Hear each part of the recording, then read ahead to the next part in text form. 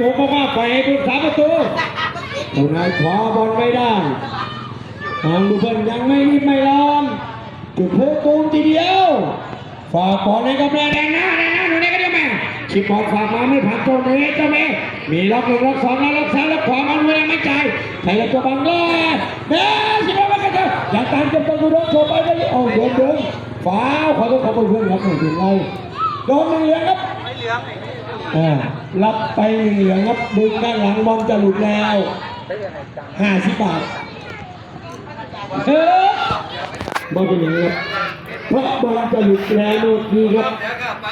ยอมตัดบอลแล้วก็ไม่ยอมตัดไม่อยากให้เสียประตูครับ50 บาทโอ้ไม่ผ่าน16เกียร์บอลมาเข้าเท้าโดนเอโดโมตีตำรวจบอลไปไม่ผ่านโดนเอโดบอล14ประมาณ37โดนเอโดโคบอล23เกียร์บอลไป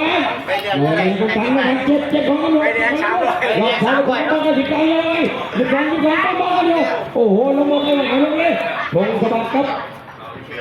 ฟาวโอ้ไปดูกูฟีกิ๊กครับของเจ้าหน้าที่ตำรวจเอง50 ล้านโดนไปแดง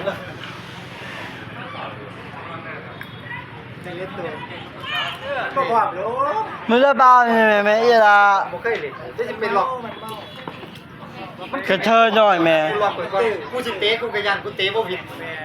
เตะไปกระยันสวนคือแบบเตะกระทำใจเขาจะเป็นได้มาคิดซ่าเมื่อให้ลูกกันยิงเนเบิ้ลบ่เจ้าเบิ้ลยังขอบคุณเจ้าของเสียนะครับเลยร้านเจ้าของเสียเป็นที่บอกผมเลยมีลุงก็มาร้านเดียวที่คือสายตัวสบายผมพูดว่าผู้เล่นหนีเมาเฮ้ยตรงนี้ตลอดต่อโอ้โหคนยิงอะไรหน่วยเลยไปแล้วไปแล้วบอลเจ็บจะบอลอะไรก็เป็น18หลอกสาย29บาทบอลนั้นก็เพื่อนหลังที่ขวาลงบอลช้ามองบอลต่อเขาแดงกลางให้กับเพื่อน11ตัวบอลชนไม่ผ่านตรงนี้จะเป็นเชมอนนะผ่านคนเจ้าเต่าช้าบอลจะเลี้ยงมาแล้วไปแล้วเต่ารักซ้ายรักขวารักกันเอาเต่าไม่เห็นช่วยเต่าไปคนเดียวไม่รู้จะไปไหนดูระบบเฝ้าดูเพื่อเต่าว่าไม่เป็นไรครับลงโดนระบอล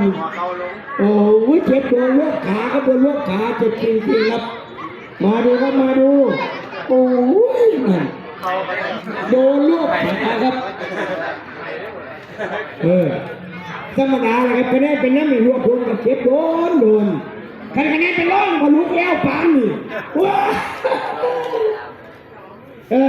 เรากับไม่แน่แย่กับไม่นั่งกับพี่น้องแล้วก็โดนลูกที่นี่เรามาหันผมก็เห็นตัวหน้าตัวตาใช่ว่าถาเปลี่ยนมันมีคนเรียกแต่พอเราใจมันเต็มร้อยเลยถ่ายผู้ใดเปลี่ยนมึงไม่ได้ขี้ด่าทีนี้ต้องประกันของก่อนผมไม่เคยลงไปครับประกันดูเวลาแล้วเจ้าเมย์โต๊ะจีนครับอร่อยมากครับใครอยากได้งานแต่งงานบวชงานโต๊ะจีนติดต่อเมย์ได้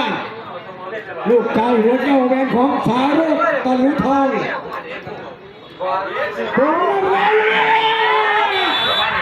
เสียงเราไม่เจ้าหมดเวลากันแล้วพอไปได้หมู่ที่1ที่มันไม่ได้สกอร์4-2โอ้ยเธอหน่อยนัดเดียวของจริงครับกลางสนามนะครับแพ้จะได้ส่วนนี้เราต้องรักกันไม่เลยครับน้องไม่แน่